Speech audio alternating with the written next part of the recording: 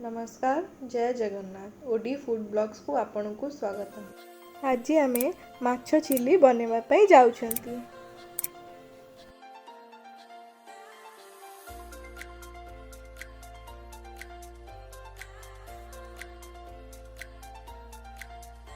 एठी मु 250 ग्राम माछ नेइची आ ताको एम्ति छोटो काटी देइची। फर्स्ट मु ताको बैटर बने की ताको छाणीबी सेथि पई मु गोटे चम्मच कॉर्नफ्लोर गोटे चम्मच बेसन हाफ टेबल स्पून अदा रसुण पेस्ट 1/4 टेबल स्पून हलदी गुंड 1/4 टेबल स्पून लंका गुंड 1/4 टेबल स्पून कश्मीरी लंका गुंड आउ मु कलर नेइची आपण चाहिले आपण भी नै परिवे आउ सेथिरे गरम मसला आउ स्वाद अनुसार लूण नेइची ताको भलसे मिक्स करवा जेमती कि भलसे कोटिंग हो जाए माछ ऊपर।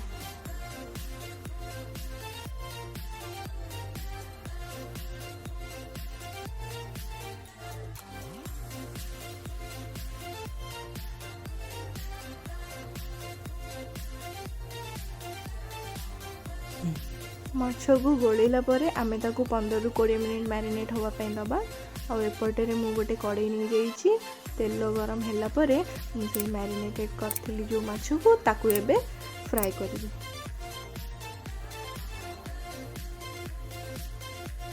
माछ फ्राई हो गला परे मु ताकू गोटे जगह को काढ़ी देबी। एबे मु आ गोटे पैन नेली सेथिरे मु 4 ରୁ 5 चम्मच तेल नेबी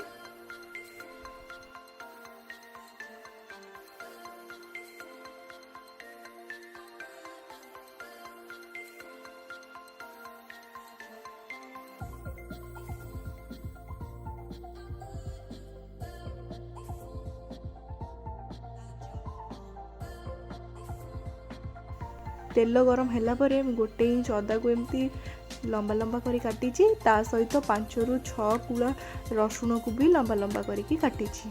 मैं फर्स्ट टिक अदा रसुण को फ्राई करिबा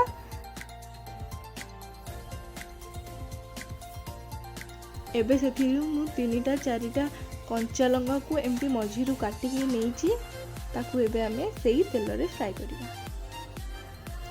एबे मु 3टा ରୁ 4टा मीडियम साइज पियाज नेइची आ ताकू एमती क्यूब साइज रो काटीची ताकू एबे हमें बस टिके ही फ्राई करिबा बेसी फ्राई करिबा नहीं।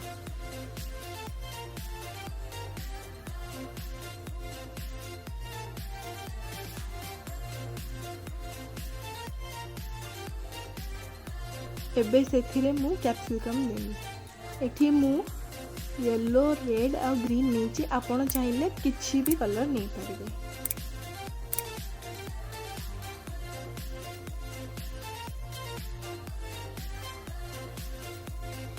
देखु आम कैप्सिकम आउ पियाज फ्राई हो जाइए एबे सेथिरे मु 2 चम्मच विनेगर 2 चम्मच रेड चिली सॉस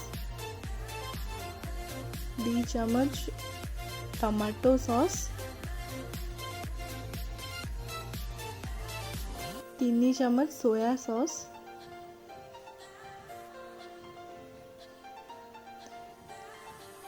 से सब तेला परे मु ताकू टिके फ्राई करिबी।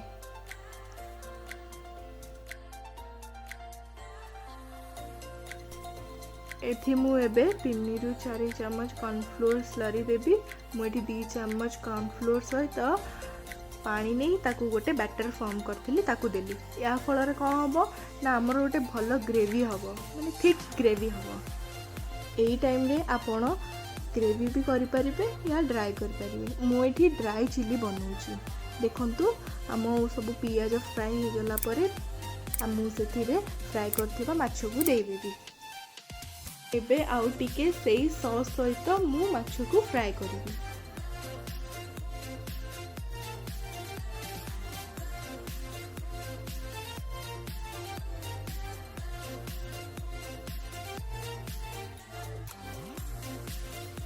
लास्ट रे मुझे धनिया पत्र पकईकी ताकू सर्व करी।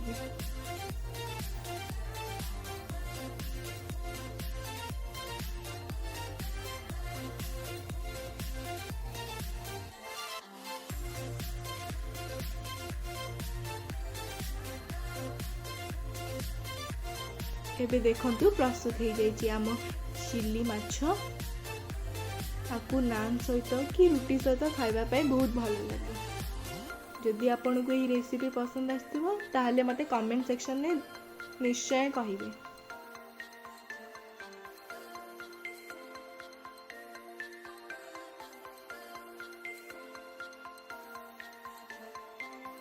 जदि आपन को यही रेसिपीटी भल लगी ताहले लाइक करिवे, शेयर करिवे, आउ सब्सक्राइब करिवे।